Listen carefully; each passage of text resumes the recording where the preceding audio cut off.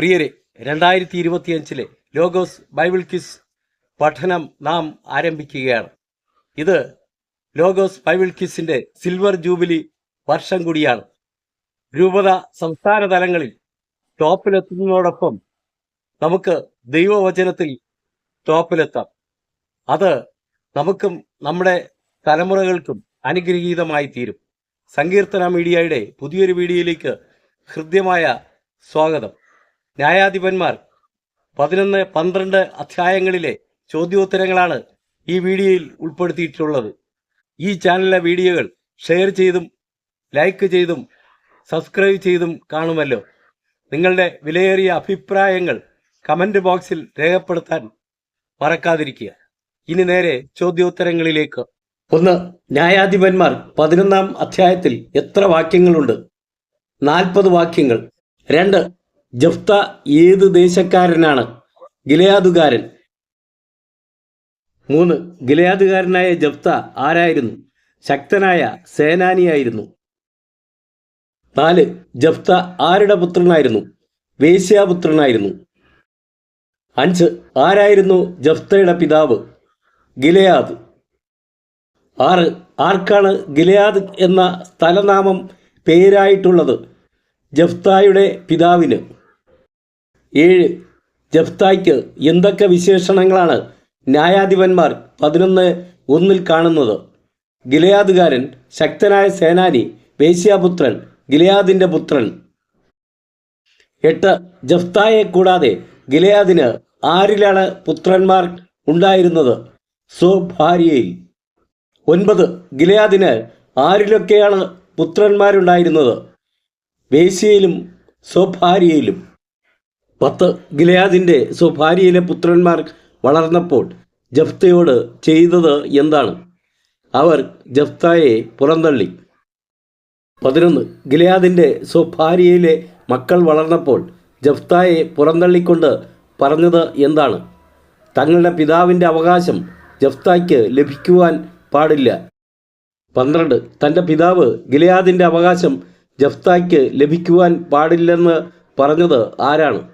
ഗിലെയാദിന്റെ സ്വഭാര്യയിലെ പുത്രന്മാർ. 13. തങ്ങളുടെ പിതാവിൻ്റെ അവകാശം ജഫ്തായ്ക്ക് ലഭിക്കുവാൻ പാടില്ല എന്ന് ഗിലെയാദിന്റെ സ്വഭാര്യയിലെ പുത്രന്മാർ പറയാൻ കാരണമെന്താണ്? ജഫ്ത അന്യസ്ത്രീയുടെ മകനായതിനാൽ. 14. ഞങ്ങളുടെ പിതാവിൻ്റെ അവകാശം നിനക്ക് ലഭിക്കുവാൻ പാടില്ല, നീ അന്യസ്ത്രീയുടെ മകനാണല്ലോ. ഇപ്രകാരം ജഫ്തായോട് ഗിലെയാദിന്റെ സ്വഭാര്യയിലെ മക്കൾ പറഞ്ഞപ്പോൾ ജഫ്ത എന്താണ് ചെയ്തത്? സഹോദരന്മാരിൽ നിന്ന് ഓടിപ്പോയി. 15. സഹോദരന്മാരിൽ നിന്ന് ഓടിപ്പോയ ജഫ്ത എവിടെ ചെന്നാണ് താമസിച്ചത്? തോബ് എന്ന സ്ഥലത്ത്. 16. തോബിൽ ജഫ്തായോട് ചേർന്നത് ആരാണ്? ഒരു നീചസംഘം. 17. എവിടെ വച്ചാണ് ഒരു നീചസംഘം ജഫ്തായോട് ചേർന്നത്? തോബ് എന്ന സ്ഥലത്ത് വെച്ച്. 18. തോബിൽ വെച്ച് ഒരു നീചസംഘം ജഫ്തയോട് ചേർന്ന് എങ്ങനെയാണ് നടന്നിരുന്നത്? കൊള്ള ചെയ്ത് നടന്നിരുന്നു. 19. ജഫ്തായോട് ചേർന്ന് കൊള്ള ചെയ്ത് നടന്നിരുന്നത് ആരാണ്? ഒരു നീചസംഘം. 20. ഏത് ന്യായാധിപനോട് ചേർന്നാണ് ഒരു നീചസംഘം കൊള്ള ചെയ്ത് നടന്നിരുന്നത്? ജഫ്തായോട്. 21. ന്യായാധിപന്മാർ 11:4 പ്രകാരം ഇസ്രായേലിനെതിരെ യുദ്ധത്തിന് വന്നത് ആരാണ്? അമ്മോന്യർ. 22. അമ്മോന്യർ ഇസ്രായേലിനെതിരെ യുദ്ധത്തിന് വന്നപ്പോൾ ഗിലെയാദിലെ ശ്രേഷ്ഠന്മാർ എന്താണ് ചെയ്തത്? ജഫ്തായെ കൂട്ടിക്കൊണ്ടുവരാൻ പോയി. 23. അമ്മോന്യർ ഇസ്രായേലിനെതിരെ യുദ്ധത്തിന് വന്നപ്പോൾ ഗിലെയാദിലെ ശ്രേഷ്ഠന്മാർ ജഫ്തായെ എവിടെ നിന്ന് കൂട്ടിക്കൊണ്ടുവരാനാണ് പോയത്? തോബ് ദേശത്തു നിന്ന്. 24. അമ്മോന്യർ ഇസ്രായേലിനെതിരെ യുദ്ധത്തിന് വന്നപ്പോൾ ആരാണ് തോബ് ദേശത്ത് നിന്ന് ജഫ്തായെ കൂട്ടിക്കൊണ്ടുവരാൻ പോയത്? ഗിലെയാദിലെ ശ്രേഷ്ഠന്മാർ. 25. തോബ് ദേശത്ത് വെച്ച് ഗിലെയാദിലെ ശ്രേഷ്ഠന്മാർ ജഫ്തായോട് പറഞ്ഞതെന്താണ്? അമ്മോന്യരോടുള്ള യുദ്ധത്തിൽ തങ്ങളെ നയിക്കണമെന്ന്. 26. തോബ് ദേശത്ത് വെച്ച് ഗിലെയാദിലെ ശ്രേഷ്ഠന്മാർ അമ്മോന്യരുമായുള്ള യുദ്ധത്തിൽ തങ്ങളെ നയിക്കണമെന്ന് പറഞ്ഞത് ആരോടാണ്? ജഫ്തായോട്. 27 ഗിലെയാദ് ദേശത്ത് വെച്ച് തങ്ങളെ നയിക്കണമെന്ന് പറഞ്ഞ ഗിലെയാദിലെ ശ്രേഷ്ഠന്മാരോട് ജെഫ്ത എത്ര ചോദ്യങ്ങളാണ് ചോദിച്ചത്? 2 ചോദ്യങ്ങൾ. 28 ഗിലെയാദ് ദേശത്ത് വെച്ച് ജെഫ്ത ഗിലെയാദിലെ ശ്രേഷ്ഠന്മാരോട് ചോദിച്ച ആദ്യ ചോദ്യം എന്തായിരുന്നു? നിങ്ങൾ എന്നെ വെറുക്കുകയും എൻ്റെ പിതാവിൻ്റെ ഭവനത്തിൽ നിന്ന് അടിച്ചിറക്കുകയും ചെയ്തില്ലേ? 29 ഗിലെയാദ് ദേശത്ത് വെച്ച് ജെഫ്ത ഗിലെയാദിലെ ശ്രേഷ്ഠന്മാരോട് ചോദിച്ച രണ്ടാമത്തെ ചോദ്യം എന്തായിരുന്നു? അപകടത്തിൽപ്പെട്ടപ്പോൾ നിങ്ങൾ എൻ്റെ അടുക്കൽ വന്നിരിക്കുന്നുവോ? 30 തന്നെ വെറുക്കുകയും എവിടെ നിന്ന് അടിച്ചിറക്കുകയും ചെയ്തില്ലേ എന്നാണ് ഗിലെയാദിലെ ശ്രേഷ്ഠന്മാരോട് ജെഫ്ത ചോദിച്ചത്. തൻ്റെ പിതാവിൻ്റെ ഭവനത്തിൽ നിന്ന്. 31 എപ്പോൾ നിങ്ങൾ എൻ്റെ അടുക്കൽ വന്നിരിക്കുന്നുവോ എന്നാണ് ജെഫ്ത ഗിലെയാദിലെ ശ്രേഷ്ഠന്മാരോട് ചോദിച്ചത്. അപകടത്തിൽപ്പെട്ടപ്പോൾ. 32 തങ്ങളോട് വന്ന് ആരോട് യുദ്ധം ചെയ്യാനാണ് ജെഫ്തായോട് ഗിലെയാദിലെ ശ്രേഷ്ഠന്മാർ ആവശ്യപ്പെട്ടത്? അമ്മോന്യരോട്. 33 തങ്ങളോട് വന്ന് അമ്മോന്യരോട് യുദ്ധം ചെയ്യുന്നതിനും പിന്നെ എന്തിനും വേണ്ടിയാണ് ജെഫ്തായുടെ അടുത്തേക്ക് വന്നിരിക്കുന്നത് എന്നാണ് ഗിലെയാദിലെ ശ്രേഷ്ഠന്മാർ ജെഫ്തായോട് പറഞ്ഞത്. ഗിലെയാദ് നിവാസികളെല്ലാവരുടെയും നേതാവായിരിക്കേണ്ടതിനും. 34 തങ്ങളുടെ കൂടെ വന്ന് അമ്മോന്യരോട് യുദ്ധം ചെയ്യുന്നതിനും ഗിലെയാദ് നിവാസികളെല്ലാവരുടെയും നേതാവായിരിക്കേണ്ടതിനും ജെഫ്തായുടെ അടുത്ത് വന്ന് ആവശ്യപ്പെട്ടത് ആരാണ്? ഗിലെയാദിലെ ശ്രേഷ്ഠന്മാർ. 35 ഗിലെയാദിലെ ശ്രേഷ്ഠന്മാർ ജെഫ്തായുടെ അടുത്ത് വന്ന് ആവശ്യപ്പെട്ടത് എന്താണ്? അമ്മോന്യരോട് യുദ്ധം ചെയ്യേണ്ടതിനും ഗിലെയാദ് നിവാസികളെല്ലാവരുടെയും നേതാവായിരിക്കേണ്ടതിനും. 36 എന്തിന് ജെഫ്തായെ ഗിലെയാദിലെ ശ്രേഷ്ഠന്മാർ കൊണ്ടുപോകുകയും കർത്താവ് അമ്മോന്യരെ ജെഫ്തായ്ക്ക് ഏൽപ്പിച്ചു കൊടുക്കുകയും ചെയ്താൽ ഗിലെയാദുകാരുടെ നേതാവാകുമെന്നാണ് ജെഫ്ത പറഞ്ഞത്? അമ്മോന്യരോട് പോരാടാൻ. 37 അമ്മോന്യരോട് പോരാടാൻ ജെഫ്തായെ ഗിലെയാദിലെ ശ്രേഷ്ഠന്മാർ കൊണ്ടുപോകുകയും കർത്താവ് അമ്മോന്യരെ ജെഫ്തായ്ക്ക് ഏൽപ്പിച്ചു കൊടുക്കുകയും ചെയ്താൽ എന്ത് ചെയ്യുമെന്നാണ് ജെഫ്ത പറഞ്ഞത്? ഗിലെയാദ് നിവാസികളുടെ നേതാവാകുമെന്ന്.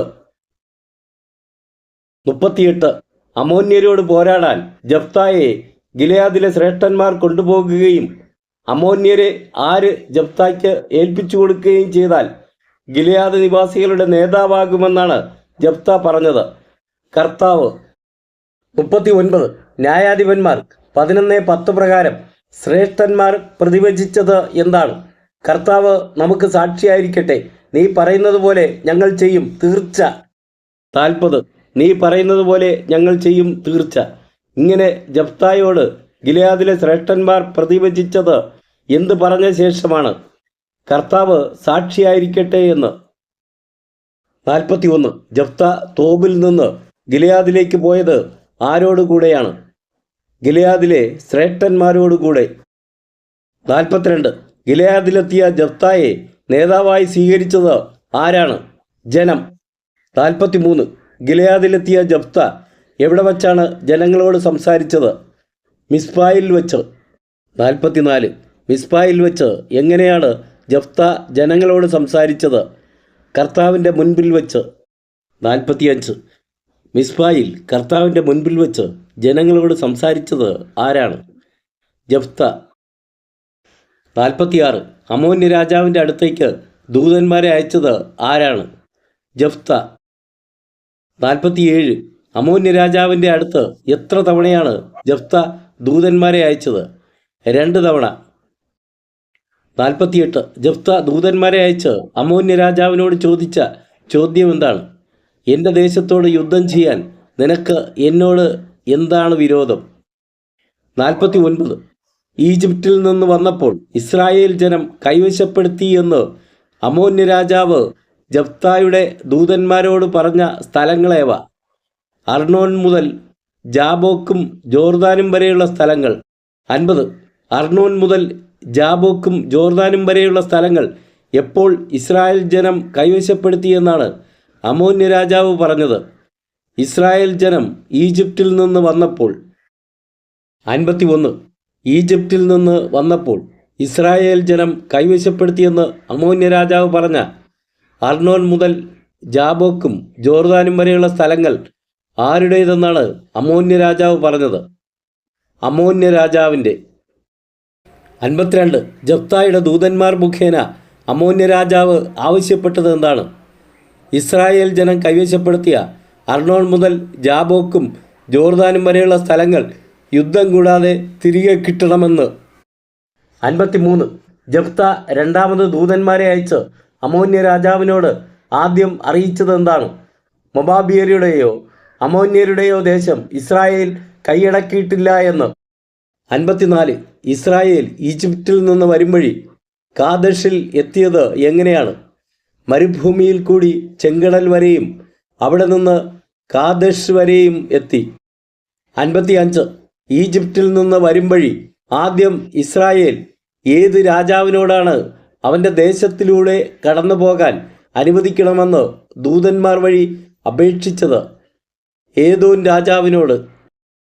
56. ഈജിപ്തിൽ നിന്ന് വരും വഴി ആദ്യം ഇസ്രായേൽ ദൂതന്മാർ വഴി ഏദോം ദേശത്തുകൂടെ കടന്നു പോകാൻ അനുവദിക്കണമെന്ന് അപേക്ഷിച്ചപ്പോൾ ഏദോം രാജാവ് എന്തു ചെയ്തു? ഏദോം രാജാവ് സമ്മതിച്ചില്ല. 57. ഈജിപ്തിൽ നിന്ന് വരും വഴി ഇസ്രായേൽ ആരെ അയച്ചാണ് മൊബാബ് രാജാവിനോട് കടന്നു പോകാൻ അനുവാദം ചോദിച്ചത്? ആളെ അയച്ചു പറഞ്ഞു. 58. ഈജിപ്തിൽ നിന്ന് വരും വഴി ഇസ്രായേൽ ആളയച്ച് കടന്നു പോകാൻ അനുവദിക്കണമെന്ന് പറഞ്ഞത് ആരോടാണ്? മൊബാബ് രാജാവിനോട്. 59. ഈജിപ്തിൽ നിന്ന് വരും വഴി ഇസ്രായേൽ ആളയച്ച് കടന്നു പോകാൻ അനുവദിക്കണമെന്ന് പറഞ്ഞപ്പോൾ മൊബാബ് രാജാവ് എന്തു ചെയ്തു? മൊബാബ് രാജാവ് സമ്മതിച്ചില്ല. 60. ന്യായാധിപന്മാർ 11:17 പ്രകാരം ഇസ്രായേൽ ദൂതന്മാർ വഴി ആരോടൊക്കെയാണ് കടന്നു പോകാൻ അനുവാദം ചോദിച്ചത്? ഏദോം മൊബാബ് രാജാക്കന്മാരോട്. 61. ന്യായാധിപന്മാർ 11:17 എത്ര രാജാക്കന്മാരെക്കുറിച്ചാണ് പറയുന്നത്? അവ ആരെല്ലാം? 2 രാജാക്കന്മാരെക്കുറിച്ച്, ഏദോം മൊബാബ് രാജാക്കന്മാരെക്കുറിച്ച്. 62. ഈജിപ്തിൽ നിന്ന് വരുന്ന വഴി ഇസ്രായേൽക്കാരെ ഏദോം മൊബാബ് ദേശങ്ങളിൽ കൂടി കടന്നു പോകാൻ അനുവദിക്കാത്തതിനാൽ അവരെന്താണ് ചെയ്തത്? ഇസ്രായേൽ കാദഷിൽ തന്നെ താമസിച്ചു. 63. ഏദോം മൊബാബ് രാജാക്കന്മാർ തങ്ങളുടെ ദേശത്തുകൂടി കടന്നു പോകാൻ അനുവദിക്കാത്തതിനാൽ ഇസ്രായേൽ എവിടെ കൂടിയാണ് യാത്ര ചെയ്തത്? മരുഭൂമിയിൽ കൂടി. 64. മരുഭൂമിയിൽ കൂടി യാത്ര ചെയ്ത ഇസ്രായേൽക്കാർ മൊബാബിന് കിഴക്ക് എത്തിയത് എങ്ങനെയാണ്? ഏദോമും മൊബാബും ചുറ്റി. 65. മരുഭൂമിയിൽ കൂടി യാത്ര ചെയ്ത് ഏദോമും മൊബാബും ചുറ്റി മൊബാബിന് കിഴക്കെത്തിയ ഇസ്രായേൽ എവിടെയാണ് താവളമടിച്ചത്? അർണോന്റെ മറുകരയിൽ.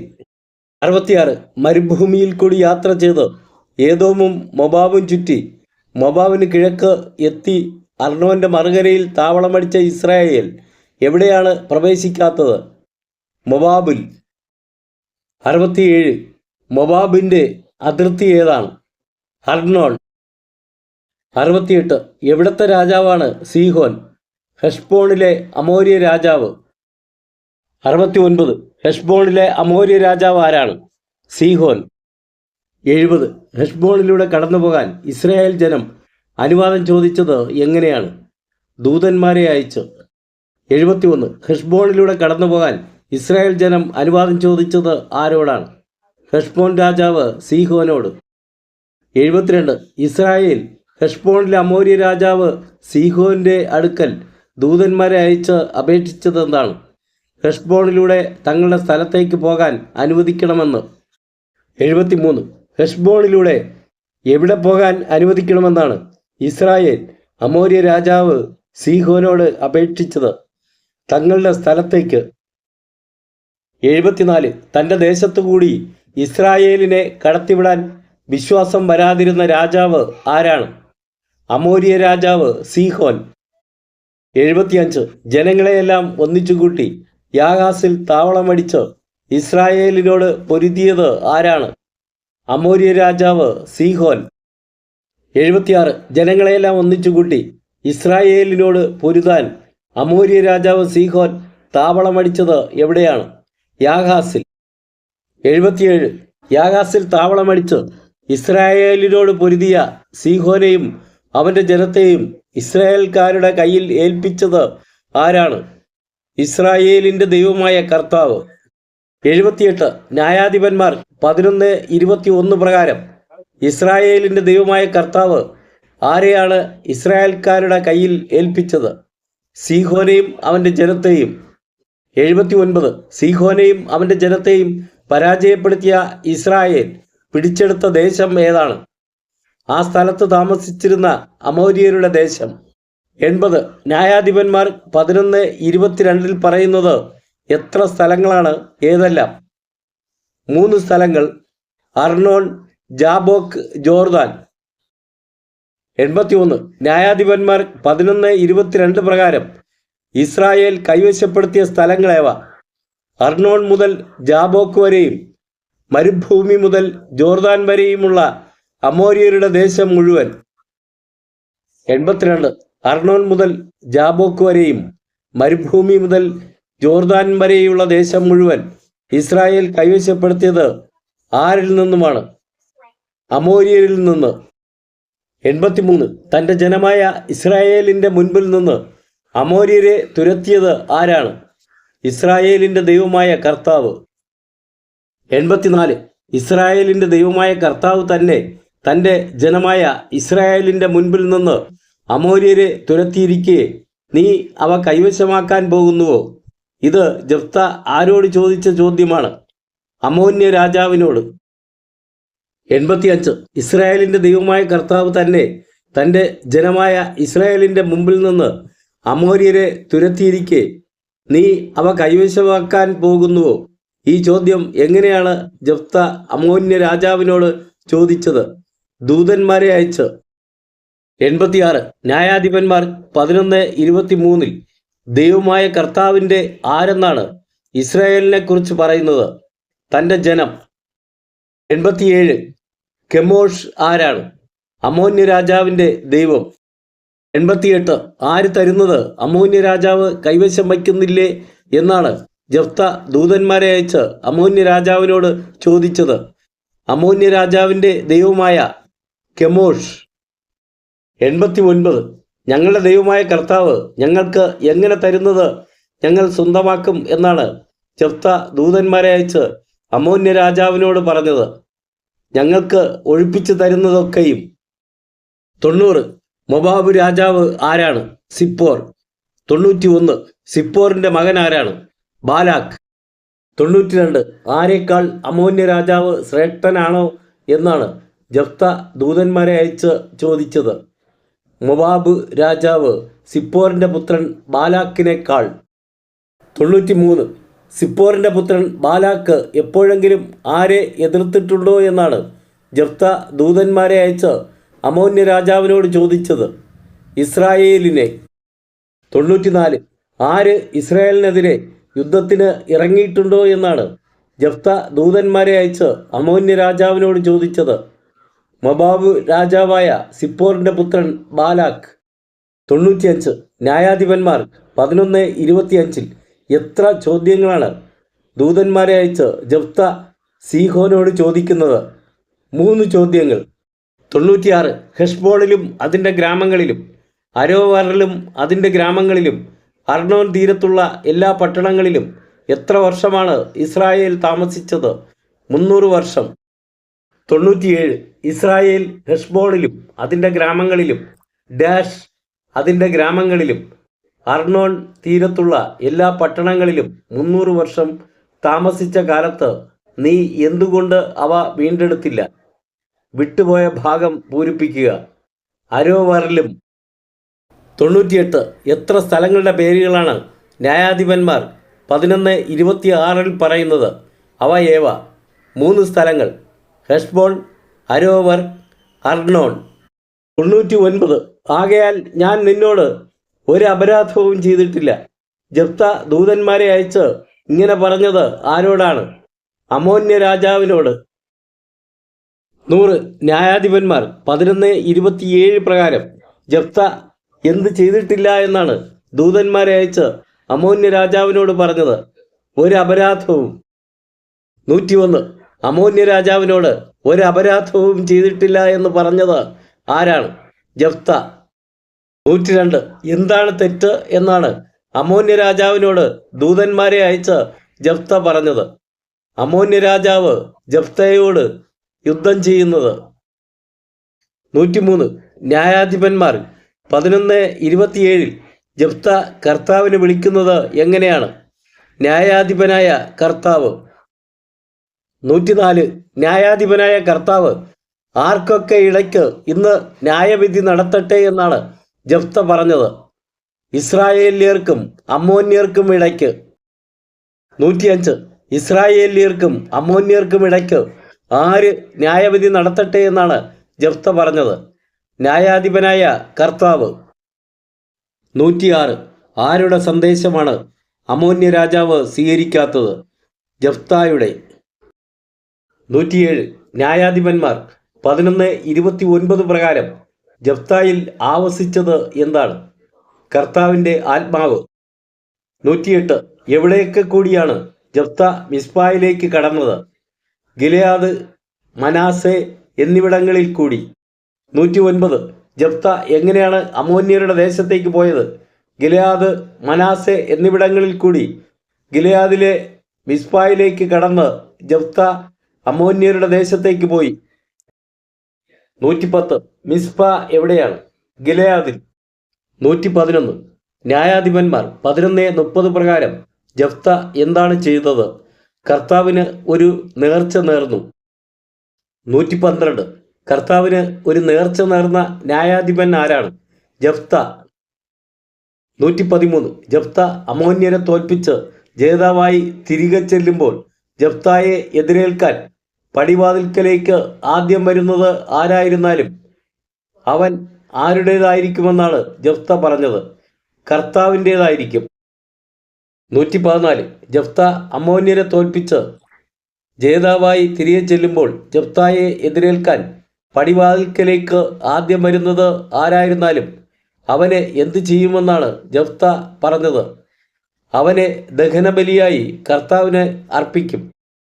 115. ജഫ്ത അമ്മോന്യരുടെ അതിർത്തി കടന്നത് എന്തിനാണ്? അമ്മോന്യരുമായി യുദ്ധം ചെയ്യാൻ.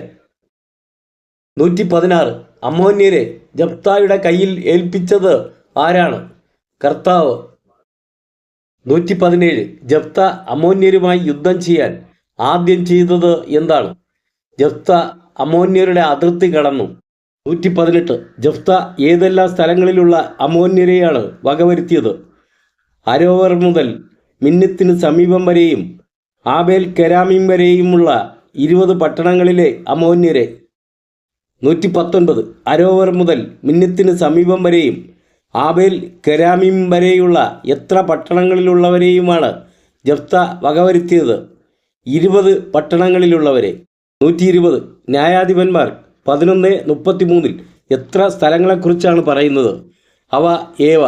3 സ്ഥലങ്ങൾ: അരോവർ, മിന്നിത്ത്, ആബേൽ കെരാമീം. 121. അരോവർ മുതൽ മിന്നിത്തിന് സമീപം വരെയും ഡാഷ് വരെയും 20 പട്ടണങ്ങളിൽ അവൻ അവരെ വകവരുത്തി. പൂരിപ്പിക്കുക. ആബേൽ കെരാമീം. 122. അമ്മോന്യരും ജഫ്തായുമായുള്ള യുദ്ധത്തിൽ എന്താണ് നടന്നത്? വലിയ കൂട്ടക്കൊല. 123. അമ്മോന്യരും ജഫ്തായുമായുള്ള യുദ്ധത്തിൽ കീഴടങ്ങിയത് ആരാണ്? അമ്മോന്യർ ഇസ്രായേലിന് കീഴടങ്ങി. 124. അമ്മോന്യരുമായുള്ള യുദ്ധത്തിൽ ജേതാവായ ജഫ്ത എവിടേക്കാണ് വന്നത്? മിസ്പായിലുള്ള തൻ്റെ വീട്ടിലേക്ക്. 125. അമ്മോന്യരുമായുള്ള യുദ്ധത്തിൽ ജേതാവായ ജഫ്ത മിസ്പായിലുള്ള തൻ്റെ വീട്ടിലേക്ക് വന്നപ്പോൾ ജഫ്തായെ എതിരേൽക്കാൻ വന്നത് ആരാണ്? ജഫ്തായുടെ മകൾ. 126. അമ്മോന്യരുമായുള്ള യുദ്ധത്തിൽ ജേതാവായ ജഫ്ത മിസ്പായിലുള്ള തൻ്റെ വീട്ടിലേക്ക് വന്നപ്പോൾ ജഫ്തായെ എതിരേൽക്കാൻ അവൻ്റെ മകൾ വന്നത് എപ്രകാരമാണ്? തപ്പുകൊട്ടി നൃത്തം വച്ച്. 127. ജഫ്തായുടെ മകളുടെ പ്രത്യേകത എന്തായിരുന്നു? അവൾ ജഫ്തായുടെ ഏക സന്താനമായിരുന്നു. 128. അമ്മോന്യരുമായുള്ള യുദ്ധത്തിൽ ജേതാവായ ജഫ്ത മിസ്പായിലുള്ള വീട്ടിൽ വന്നപ്പോൾ എതിരേൽക്കാൻ വന്ന തൻ്റെ മകളെ കണ്ട ജഫ്ത ആദ്യം ചെയ്തത് എന്താണ്? ജഫ്ത വസ്ത്രം കീറിക്കൊണ്ട് പറഞ്ഞു. 129. അമ്മോന്യരുമായുള്ള യുദ്ധത്തിൽ ജേതാവായ ജഫ്ത മിസ്പായിലുള്ള വീട്ടിൽ വന്നപ്പോൾ എതിരേൽക്കാൻ വന്ന തൻ്റെ മകളെ കണ്ട ജഫ്ത വസ്ത്രം കീറിക്കൊണ്ട് എത്ര കാര്യങ്ങളാണ് മകളോട് പറഞ്ഞത്?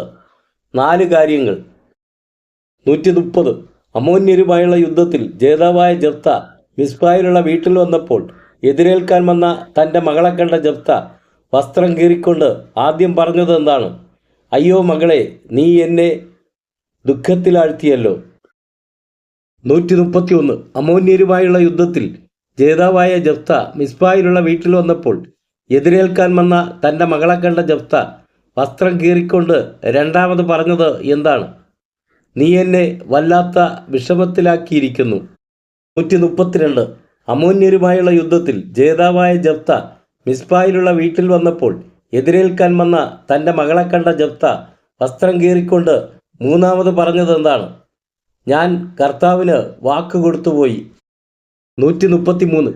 അമ്മോന്യരുമായുള്ള യുദ്ധത്തിൽ ജേതാവായ ജഫ്ത മിസ്പായിലുള്ള വീട്ടിൽ വന്നപ്പോൾ എതിരേൽക്കാൻ വന്ന തൻ്റെ മകളെ കണ്ട ജഫ്ത വസ്ത്രം കീറിക്കൊണ്ട് നാലാമത് പറഞ്ഞത് എന്താണ്?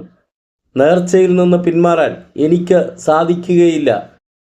134. ജഫ്തായുടെ മകൾ പിതാവിൻ്റെ നേർച്ച അറിഞ്ഞപ്പോൾ ആദ്യം പറഞ്ഞത് എന്താണ്? പിതാവേ, അങ്ങ് കർത്താവിന് വാക്ക് കൊടുത്തെങ്കിൽ അതനുസരിച്ച് എന്നോട് ചെയ്തു കൊള്ളുക. 135. ആരോട് കർത്താവ് പ്രതികാരം ചെയ്തല്ലോ എന്നാണ് ജഫ്തായോട് മകൾ പറഞ്ഞത്? ശത്രുക്കളായ അമ്മോന്യരോട്. 136. തനിക്ക് എന്ത് ചെയ്തു തരണം എന്നാണ് മകൾ ജഫ്തായോട് ആവശ്യപ്പെട്ടത്? ഒരു കാര്യം. 137. എന്ത് കാര്യം ചെയ്തു തരണം എന്നാണ് മകൾ ജഫ്തായോട് ആവശ്യപ്പെട്ടത്? സഖികളോടൊത്ത് പർവ്വതങ്ങളിൽ പോയി തൻ്റെ കന്യാത്വത്തെ പ്രതി 2 മാസം വിലപിക്കാൻ. 138. പർവ്വതങ്ങളിൽ സഖികളോടൊപ്പം പോയി തൻ്റെ കന്യാത്വത്തെ പ്രതി 2 മാസം വിലപിക്കാൻ അനുവാദം ചോദിച്ച മകളോട് ജഫ്ത എന്താണ് പറഞ്ഞത്? പൊയ്ക്കൊള്ളുക എന്ന് പറഞ്ഞ് ജഫ്ത 2 മാസത്തേക്ക് അവളെ അയച്ചു. 139. ജഫ്തായുടെ മകൾ സഖിമാരോടൊപ്പം പർവ്വതങ്ങളിൽ താമസിച്ച് എന്താണ് ചെയ്തത്? തൻ്റെ കന്യാത്വത്തെ പ്രതി വിലപിച്ചു. 140. ജഫ്തായുടെ മകൾ സഖിമാരോടൊപ്പം പർവ്വതങ്ങളിൽ താമസിച്ച് തൻ്റെ കന്യാത്വത്തെ പ്രതി വിലപിച്ച ശേഷം എപ്പോഴാണ് തിരികെ വന്നത്? 2 മാസം കഴിഞ്ഞ്. 141. ജഫ്തായുടെ മകൾ സഖിമാരോടൊപ്പം പർവ്വതങ്ങളിൽ താമസിച്ച് തൻ്റെ കന്യാത്വത്തെ പ്രതി വിലപിച്ച ശേഷം എവിടെയാണ് തിരിച്ചു വന്നത്? തൻ്റെ പിതാവിൻ്റെ പക്കലേക്ക്. 142. ജഫ്തായുടെ മകൾ സഖിമാരോടൊപ്പം പർവ്വതങ്ങളിൽ താമസിച്ച് തൻ്റെ കന്യാത്വത്തെ പ്രതി വിലപിച്ച ശേഷം 2 മാസം കഴിഞ്ഞ് തിരിച്ചു വന്ന അവിടെ ജഫ്ത എന്താണ് ചെയ്തത്? ജഫ്ത നേർന്നിരുന്നതുപോലെ അവളോട് ചെയ്തു. 143. അവൾ ഒരിക്കലും പുരുഷനെ അറിഞ്ഞിരുന്നില്ല. ന്യായാധിപന്മാർ 11:40 ഇങ്ങനെ പറഞ്ഞിരിക്കുന്നത് ആരെക്കുറിച്ചാണ്? ജഫ്തായുടെ പുത്രിയെക്കുറിച്ച്. 144. ആരെ ഓർത്താണ് ഇസ്രായേൽ പുത്രിമാർ വർഷം തോറും 4 ദിവസം കരയാൻ പോകുക പതിവായിരുന്നത്? ഗിലെയാദുകാരനായ ജഫ്തായുടെ പുത്രിയെ ഓർത്ത്. 145. ആരാണ് ഗിലെയാദുകാരനായ ജഫ്തായുടെ പുത്രിയെ ഓർത്ത് വർഷം തോറും 4 ദിവസം കരയാൻ പോകുക പതിവായി തീർന്നത്? ഇസ്രായേൽ പുത്രിമാർ. 146. ന്യായാധിപന്മാർ 11-ാം അധ്യായത്തിൽ എത്ര ചോദ്യങ്ങളാണുള്ളത്? 8 ചോദ്യങ്ങൾ. 147. എന്നാൽ ജഫ്തായുടെ സന്ദേശം അമ്മോന്യ രാജാവ് വകവച്ചില്ല. വാക്യം ഏതാണ്? ന്യായാധിപന്മാർ 11:28. 148. ജഫ്ത ദൂതന്മാരെ വീണ്ടും അയച്ച് അമ്മോന്യ രാജാവിനോട് പറയുന്ന സന്ദേശം ഉൾക്കൊള്ളുന്ന വാക്യങ്ങളേവ? ന്യായാധിപന്മാർ 11-ാം അധ്യായം 14 മുതൽ 28 വരെയുള്ള വാക്യങ്ങൾ. 149. ജഫ്ത എന്നത് ന്യായാധിപന്മാർ 11-ാം അധ്യായത്തിൽ എത്ര പ്രാവശ്യം കാണുന്നു? 19 പ്രാവശ്യം. 150. ന്യായാധിപന്മാർ 11-ാം അധ്യായം 17 മുതൽ 25 വരെയുള്ള വാക്യങ്ങൾക്ക് സമാനമായ മറ്റ് ബൈബിൾ ഭാഗങ്ങളേവ? സംഖ്യ 20-ാം അധ്യായം 14 മുതൽ 22 വരെയുള്ള വാക്യങ്ങളും ആറാം വാക്യവും 151. ന്യായാധിപന്മാർ 11:35 സമാനമായ മറ്റൊരു ബൈബിൾ ഭാഗം ഏതാണ്? സംഖ്യ 30-ാം അധ്യായം 2-ാം വാക്യം. 152. ന്യായാധിപന്മാർ 12-ാം അധ്യായത്തിൽ എത്ര വാക്യങ്ങളുണ്ട്? 15 വാക്യങ്ങൾ. 153. ന്യായാധിപന്മാർ 12-ാം അധ്യായത്തിൽ എത്ര ശീർഷകങ്ങളുണ്ട്? 3 ശീർഷകങ്ങൾ. 154. ന്യായാധിപന്മാർ 12-ാം അധ്യായത്തിൽ എത്ര ന്യായാധിപന്മാരെക്കുറിച്ചാണ് വിവരിക്കുന്നത്? 4 ന്യായാധിപന്മാരെക്കുറിച്ച്. 155. ന്യായാധിപന്മാർ 12-ാം അധ്യായത്തിൽ പറയുന്ന ന്യായാധിപന്മാർ ആരെല്ലാം? ജഫ്ത, ഇബ്സാൻ, ഏലോൻ, അബ്ദോൻ. 156. ആരോട് യുദ്ധം ചെയ്യാനാണ് എഫ്രായിംകാർ ഒരുങ്ങിയത്? ജഫ്തായോട്. 157. ജഫ്തായോട് യുദ്ധത്തിനൊരുങ്ങിയ എഫ്രായിംകാർ എവിടേക്കാണ് ചെന്നത്? സഫോണിലേക്ക്. 158. എഫ്രായിംകാർ ജഫ്തായോട് യുദ്ധത്തിനൊരുങ്ങിയത് എന്തുകൊണ്ടാണ്? ജഫ്ത അമ്മോന്യരോട് യുദ്ധത്തിന് പോയപ്പോൾ എഫ്രായിംകാരെ തന്നോടൊപ്പം വരാൻ വിളിക്കാത്തതിനാൽ. 159. അമ്മോന്യരോട് യുദ്ധം ചെയ്യാൻ നീ അതിർത്തി കടന്നപ്പോൾ നിന്നോടൊപ്പം വരാൻ ഞങ്ങളെ വിളിക്കാത്തത് എന്തുകൊണ്ട്? ഇത് ആരോട് ചോദിച്ച ചോദ്യമാണ്? എഫ്രായിംകാർ ജഫ്തായോട്. 160. ജഫ്ത അമ്മോന്യരോട് യുദ്ധത്തിന് എഫ്രായിംകാരെ വിളിക്കാത്തതിനാൽ എഫ്രായിംകാർ ജഫ്തായെ എന്ത് ചെയ്യുമെന്നാണ് പറഞ്ഞത്? ജഫ്തായെയും അവൻ്റെ ഭവനത്തെയും അഗ്നിക്കിരയാക്കുമെന്ന്. 161. ജഫ്തായെയും അവൻ്റെ ഭവനത്തെയും അഗ്നിക്കിരയാക്കുമെന്ന് പറഞ്ഞ എഫ്രായിംകാരോട് ജഫ്ത എത്ര കാര്യങ്ങളാണ് പറഞ്ഞത്? 5 കാര്യങ്ങൾ. 162. ജഫ്തായെയും അവൻ്റെ ഭവനത്തെയും അഗ്നിക്കിരയാക്കുമെന്ന് പറഞ്ഞ എഫ്രായിംകാരോട് ജഫ്ത ആദ്യം പറഞ്ഞത് എന്താണ്? ഞാനും എൻ്റെ ജനവും അമ്മോന്യരുമായി വലിയ കലഹത്തിലായി. 163. ജഫ്തായെയും അവൻ്റെ ഭവനത്തെയും അഗ്നിക്കിരയാക്കുമെന്ന് പറഞ്ഞ എഫ്രായിംകാരോട് ജഫ്ത രണ്ടാമത് പറഞ്ഞത് എന്താണ്? ഞാൻ നിങ്ങളെ വിളിച്ചപ്പോൾ അവരുടെ കൈകളിൽ നിന്ന് നിങ്ങൾ എന്നെ രക്ഷിച്ചില്ല. 164. ജഫ്തായെയും അവൻ്റെ ഭവനത്തെയും അഗ്നിക്കിരയാക്കുമെന്ന് പറഞ്ഞ എഫ്രായിംകാരോട് ജഫ്ത മൂന്നാമത് പറഞ്ഞത് എന്താണ്? നിങ്ങൾ എന്നെ രക്ഷിക്കുകയില്ലെന്ന് കണ്ടപ്പോൾ ഞാൻ എൻ്റെ ജീവൻ കയ്യിലെടുത്ത് അമ്മോന്യർക്കെതിരെ ചെന്നു. 165. ജഫ്തായെയും അവൻ്റെ ഭവനത്തെയും അഗ്നിക്കിരയാക്കുമെന്ന് പറഞ്ഞ എഫ്രായിംകാരോട് ജഫ്ത നാലാമത് പറഞ്ഞത് എന്താണ്? കർത്താവ് അവരെ എൻ്റെ കയ്യിൽ ഏൽപ്പിക്കുകയും ചെയ്തു. 166. ജഫ്തായെയും അവൻ്റെ ഭവനത്തെയും അഗ്നിക്കിരയാക്കുമെന്ന് പറഞ്ഞ എഫ്രായിംകാരോട് ജഫ്ത അഞ്ചാമത് പറഞ്ഞത് എന്താണ്? എന്നിട്ടിപ്പോൾ നിങ്ങൾ എനിക്കെതിരെ യുദ്ധം ചെയ്യാൻ വരുന്നു. 167. ഞാനും എൻ്റെ ജനവും ആരോട് വലിയ കലഹത്തിലായി എന്നാണ് ജഫ്ത പറഞ്ഞത്? അമ്മോന്യരുമായി. 168. എഫ്രായിംകാരെ വിളിച്ചപ്പോൾ എന്ത് ചെയ്തില്ല എന്നാണ് ജഫ്ത പറഞ്ഞത്? അമ്മോന്യരുടെ കൈകളിൽ നിന്ന് എഫ്രായിംകാർ ജഫ്തായെ രക്ഷിച്ചില്ല എന്ന്. 169. എന്ത് കണ്ടപ്പോഴാണ് ജഫ്ത തൻ്റെ ജീവൻ കയ്യിലെടുത്ത് അമ്മോന്യർക്കെതിരെ ചെന്നത്? എഫ്രായിംകാർ ജഫ്തായെ രക്ഷിക്കുകയില്ല എന്ന് കണ്ടപ്പോൾ. 170. എഫ്രായിംകാർ ജഫ്തായെ രക്ഷിക്കുകയില്ലെന്ന് കണ്ടപ്പോൾ ജഫ്ത എന്താണ് ചെയ്തത്? ജഫ്ത തൻ്റെ ജീവൻ കയ്യിലെടുത്ത് അമ്മോന്യർക്കെതിരെ ചെന്നു. 171. തൻ്റെ ജീവൻ കയ്യിലെടുത്ത് അമ്മോന്യർക്കെതിരെ ചെന്ന ജഫ്തയുടെ കയ്യിൽ കർത്താവ് ആരെയാണ് ഏൽപ്പിച്ചത്? അമ്മോന്യരെ. 172. എന്നിട്ടിപ്പോൾ നിങ്ങൾ എനിക്കെതിരെ യുദ്ധം ചെയ്യാൻ വരുന്നു. ഈ ചോദ്യം ജഫ്ത ചോദിച്ചത് ആരോടാണ്? എഫ്രായിംകാരോട്. 173. ജഫ്ത എങ്ങനെയാണ് എഫ്രായിമിനോട് യുദ്ധം ചെയ്തത്? ഗിലെയാദുകാരെയെല്ലാം ഒന്നിച്ചുകൂട്ടി. 174. ജഫ്ത ഗിലെയാദുകാരെ ഒന്നിച്ചുകൂട്ടി യുദ്ധം ചെയ്തത് ആരോടാണ്? എഫ്രായിംകാരോട്. 175. ഗിലെയാദുകാർ എഫ്രായിമിൻ്റെയും മനാസയുടെയും ഇടയിൽ വെറും അഭയാർത്ഥികളാണെന്ന് പറഞ്ഞത് ആരാണ്? എഫ്രായിംകാർ. 176. ഗിലെയാദുകാർ എഫ്രായിമിൻ്റെയും മനാസയുടെയും ഇടയിൽ എന്താണെന്നാണ് എഫ്രായിംകാർ പറഞ്ഞത്? വെറും അഭയാർത്ഥികളാണെന്ന്. 177 ഗിലെയാദുകാർ എഫ്രായിമിൻ്റെയും മനാസയുടെയും ഇടയിൽ വെറും അഭയാർത്ഥികളാണെന്ന് എഫ്രായിംകാർ പറഞ്ഞതുകൊണ്ട് ഗിലെയാദുകാർ ചെയ്തത് എന്താണ്? എഫ്രായിംകാരെ തകർത്ത് കളഞ്ഞു. 178 എഫ്രായിംകാരിൽ നിന്ന് ജോർദാന്റെ കടവുകൾ പിടിച്ചെടുത്തത് ആരാണ്?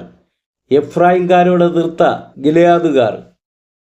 179 എഫ്രായിംകാരോട് എതിർത്ത് ഗിലെയാദുകാർ എന്താണ് പിടിച്ചെടുത്തത്? ജോർദാന്റെ കടവുകൾ. 180 എഫ്രായിമിൽ നിന്ന് ഒരു അഭയാർത്ഥി എപ്പോഴെങ്കിലും ഓടിപ്പോകുമ്പോൾ അക്കരയ്ക്ക് പൊയ്ക്കൊള്ളട്ടെ എന്ന് ചോദിച്ചാൽ അവനോട് ഗിലെയാദുകാർ ചോദിക്കുന്നത് എന്താണ്? നീ ഒരു എഫ്രായിംകാരനോ എന്ന്. 181 എഫ്രായിമിൽ നിന്ന് ഒരു അഭയാർത്ഥി എപ്പോഴെങ്കിലും ഓടിപ്പോകുമ്പോൾ എപ്പോഴാണ് നീ ഒരു എഫ്രായിംകാരനോ എന്ന് ഗിലെയാദുകാർ ചോദിക്കുന്നത്? അക്കരയ്ക്ക് പൊയ്ക്കൊള്ളട്ടെ എന്ന് ചോദിക്കുമ്പോൾ. 182 എഫ്രായിമിൽ നിന്ന് ഒരു അഭയാർത്ഥി എപ്പോഴെങ്കിലും ഓടിപ്പോകുമ്പോൾ അവൻ എഫ്രായിംകാരനാണോ എന്ന് തിരിച്ചറിയാൻ ഗിലെയാദുകാർ എന്താണ് ചെയ്തിരുന്നത്? അവനോട് ഷിബ്ബോലത്ത് എന്ന് ഉച്ചരിക്കാൻ പറയും. 183 എഫ്രായിമിൽ നിന്ന് ഒരു അഭയാർത്ഥി എപ്പോഴെങ്കിലും ഓടിപ്പോകുമ്പോൾ അക്കരയ്ക്ക് പൊയ്ക്കൊള്ളട്ടെ എന്ന് ചോദിച്ചാൽ നീ ഒരു എഫ്രായിംകാരനോ എന്ന് ചോദിക്കുമ്പോൾ അല്ല എന്ന് പറയുന്നവനോട് ഷിബ്ബോലത്ത് എന്ന് ഉച്ചരിക്കാൻ പറയുമ്പോൾ സിബ്ബോലത്ത് എന്ന് ഉച്ചരിക്കുന്നവരെ ഗിലെയാദുകാർ എന്താണ് ചെയ്തിരുന്നത്? അവനെ പിടിച്ച് ജോർദാൻ കടവുകളിൽ വെച്ച് കൊല്ലും. 184 ജോർദാന്റെ കടവുകളിൽ വെച്ച് ഗിലെയാദുകാർ അന്നാളുകളിൽ എത്ര എഫ്രായിംകാരെയാണ് വധിച്ചത്? 42,000 പേരെ. 185 അന്നാളുകളിൽ 42,000 ആര് വധിക്കപ്പെട്ടു എന്നാണ് ന്യായാധിപന്മാർ 12:6 പറയുന്നത്? എഫ്രായിംകാർ. 186 ജഫ്ത ഇസ്രായേലിൽ എത്ര വർഷമാണ് ന്യായപാലനം നടത്തിയത്? 6 വർഷം. 187 ഇസ്രായേലിൽ 6 വർഷം ന്യായപാലനം നടത്തിയ ശേഷം ഗിലെയാദുകാരനായ ജഫ്തായ്ക്ക് എന്താണ് സംഭവിച്ചത്? ജഫ്ത മരിച്ചു. 188 ജഫ്തായുടെ സ്വന്തം പട്ടണം ഏതാണ്? ഗിലെയാദ്. 189 ജഫ്ത മരിച്ചപ്പോൾ എവിടെയാണ് അടക്കപ്പെട്ടത്? സ്വന്തം പട്ടണമായ ഗിലെയാദിൽ. 190 ന്യായാധിപന്മാർ 12-ാം അധ്യായത്തിലെ ആദ്യ ശീർഷകം എന്താണ്? ഇബ്സാൻ. 191 ജഫ്തായുടെ പിൻഗാമിയായ ന്യായാധിപൻ ആരാണ്? ഇബ്സാൻ. 192 ഇബ്സാൻ എത്രാമത്തെ ന്യായാധിപനാണ്? 9-ാമത്തെ ന്യായാധിപൻ. 193 ഇബ്സാൻ എവിടത്തുകാരനാണ്? ബത്ലഹേംകാരൻ. 194 ബത്ലഹേംകാരനായ ന്യായാധിപൻ ആരാണ്? ഇബ്സാൻ. 195 ഇബ്സാന് എത്ര മക്കളാണ് ഉണ്ടായിരുന്നത്? 60 പേർ. 196 ഇബ്സാന് എത്ര പുത്രന്മാരാണ് ഉണ്ടായിരുന്നത്? 30 പുത്രന്മാർ. 197 ഇബ്സാന്റെ 30 പുത്രന്മാർക്ക് വേണ്ടി എവിടെ നിന്ന് എത്ര പുത്രികളെയാണ് സ്വീകരിച്ചത്? കുലത്തിന് വെളിയിൽ നിന്ന് 30 പുത്രിമാരെ. 198 ഇബ്സാന് എത്ര പുത്രികളാണ് ഉണ്ടായിരുന്നത്? 30 പുത്രിമാർ. 199 ഇബ്സാൻ തൻ്റെ 30 പുത്രിമാരെ എവിടെയാണ് വിവാഹം കഴിച്ചു കൊടുത്തിരുന്നത്? സ്വന്തം കുലത്തിന് വെളിയിൽ. 200 ഇസ്രായേലിൽ ഇബ്സാൻ എത്ര വർഷമാണ് ന്യായപാലനം നടത്തിയത്? 7 വർഷം. 201 ഇബ്സാൻ മരിച്ചപ്പോൾ എവിടെയാണ് അടക്കപ്പെട്ടത്? ബത്ലഹേമിൽ. 202 ബത്ലഹേമിൽ മരിച്ച് അടക്കപ്പെട്ട ന്യായാധിപൻ ആരാണ്? ഇബ്സാൻ. 203 ന്യായാധിപന്മാർ 12-ാം അധ്യായത്തിലെ 2-ാമത്തെ ശീർഷകം എന്താണ്? ഏലോൻ. 204 ഇബ്സാന് ശേഷം ഇസ്രായേലിൽ ന്യായപാലനം നടത്തിയത് ആരാണ്? ഏലോൻ. 205 ഏലോൻ എത്രാമത്തെ ന്യായാധിപനാണ്? 10-ാമത്തെ ന്യായാധിപൻ. 206 ഏലോൻ എവിടത്തുകാരനാണ്? സെബുലൂൻകാരൻ. 207 സെബുലൂൻകാരനായ ഏലോൻ എത്ര വർഷമാണ് ഇസ്രായേലിൽ ന്യായപാലനം നടത്തിയത്? 10 വർഷം. 208 ഏലോൻ മരിച്ചപ്പോൾ എവിടെയാണ് സംസ്കരിച്ചത്? സെബുലൂൺ ദേശത്ത് അയ്യാലോണിൽ. 209 ന്യായാധിപന്മാർ 12-ാം അധ്യായത്തിലെ 3-ാമത്തെ ശീർഷകം എന്താണ്? അബ്ദോൻ. 210 ഏലോന് ശേഷം ഇസ്രായേലിൽ ന്യായാധിപനായത് ആരാണ്? പിറഥോന്യനായ ഹില്ലേലിൻ്റെ മകൻ അബ്ദോൻ. 211 അബ്ദോൻ എത്രാമത്തെ ന്യായാധിപനാണ്? 11-ാമത്തെ ന്യായാധിപൻ. 212 അബ്ദോൻ്റെ പിതാവ് ആരാണ്? പിറഥോന്യനായ ഹില്ലേൽ. 213 അബ്ദോന് ആരൊക്കെയാണ് ഉണ്ടായിരുന്നത്? 40 പുത്രന്മാരും 30 പൗത്രന്മാരും. 214 അബ്ദോൻ്റെ 40 പുത്രന്മാർക്കും 30 പൗത്രന്മാർക്കും സഞ്ചരിക്കാൻ എന്താണ് ഉണ്ടായിരുന്നത്? 70 കഴുതകൾ. 215 അബ്ദോൻ മരിച്ചപ്പോൾ എവിടെയാണ് സംസ്കരിക്കപ്പെട്ടത്? അമലേക്യരുടെ മലനാട്ടിൽ എഫ്രായിം ദേശത്തെ പിറഥോനിൽ.